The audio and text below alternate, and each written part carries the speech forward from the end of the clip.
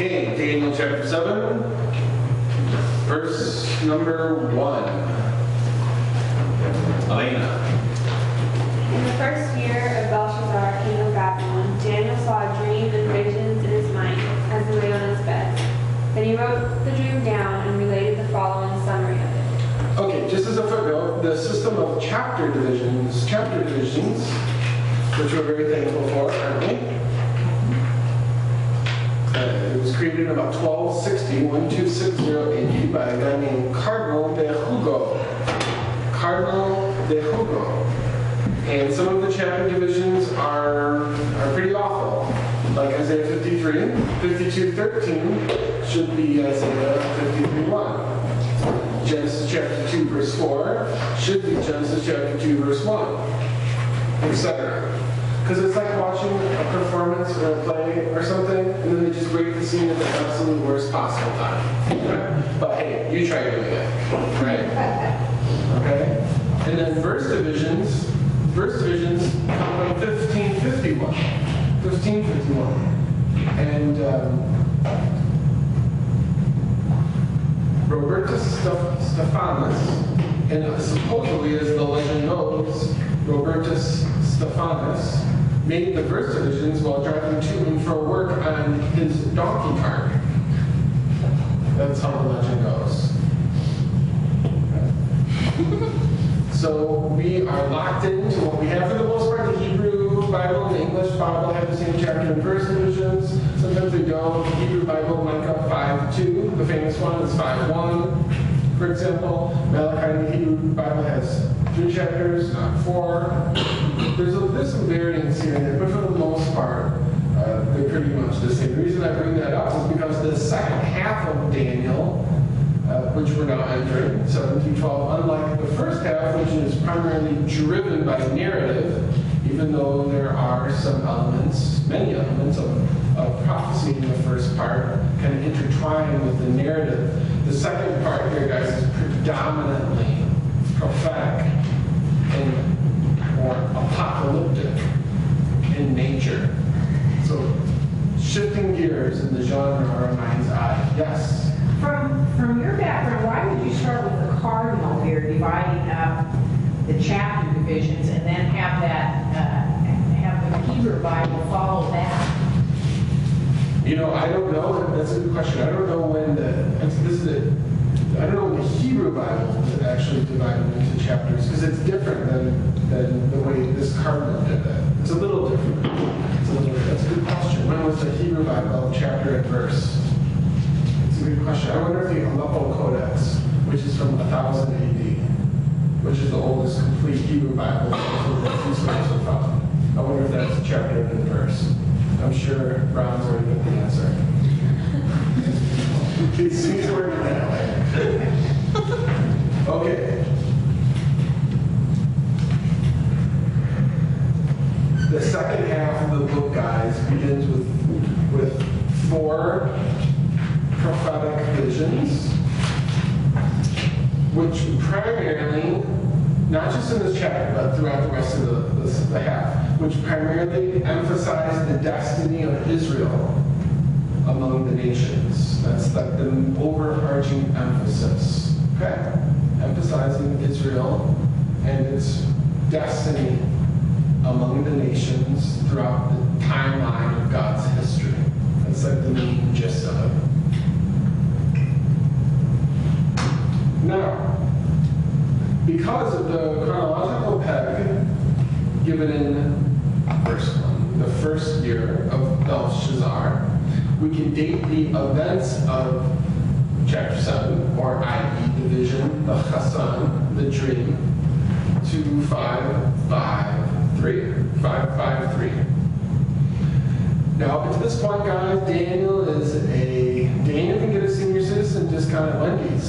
I mean, this guy has, there's been 50 long years that have taken place since the dream of chapter 2. Since the dream of chapter 2. 50 long years have taken place. Verse number 2. Zach. Daniel spoke, saying, I saw in my vision by night, and And behold, the four winds of heaven were stirring up the great sea. Well, apparently, as soon as he arose, he immediately put pen to paper and wrote down what he saw. You know how it is, like you wake up, not that it's from God necessarily, but you wake up and you have a dream, and then you try and remember it an hour, and it's just gone. It just leaves so quickly. So as soon as he wakes up, it appears at least, it exists out, and he puts pen to paper about the chassan, the vision. This is the same word, it's used all over the place. It just kind of means like to see, like the vision of Obadiah, verse 1, right? It's just all very common word, okay? Now, the Aramaic word here, behold, we see in verse number 2. And behold, we see in verse. The word in Hebrew, it's hine, in Aramaic, aru. And this word, guys, is a literary device that is used way over 1,000 times in the scriptures. Okay? And so whenever you read in the Bible and you come across the word behold, it is as if the author is saying, what I'm about to say is really, really, really important, so please pay attention. Like, behold, my servant shall do prudently, he shall be exalted and extolled and be very high. Isaiah 52:13, which should be Isaiah 53:1. Okay, whatever, it's a literary device. Okay? So what we're about to be told is like super duper important.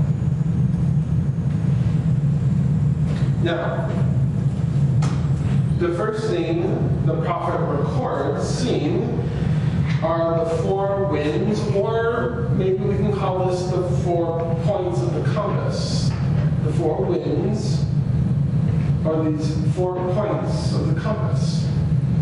Now, another example of this term being used in the world of the Bible in the ancient Near East, there's a king, an Akkadian king called Sargon, and he ruled right before Abraham was born, guys. So about 2200 BC, Sargon, something like that. This is Sargon of Akkad, A-K-K-A-D. And he, in one of his poems, he's entrusted ownership over, quote unquote, the 4 points, or the 4 corners of the earth. Same kind of idea. The 4 corners of the earth. The length, the width, the breadth, the depth, the height of earth. You get the point.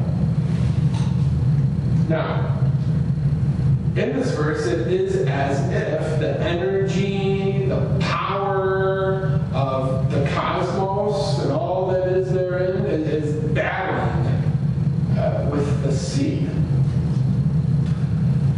Now, we'll unpack the meaning of the sea in a moment, but depending on the context of Scripture, the sea is often described or representative of peoples, nations, languages, and tongues, i.e., Revelation chapter 17, verse, I can't remember what verse it is, but he says, the woman which you saw is that the harlot who sits on the waters. The waters are the peoples, the multitudes, and the nations, and the tongues. And it tells you what the sea is.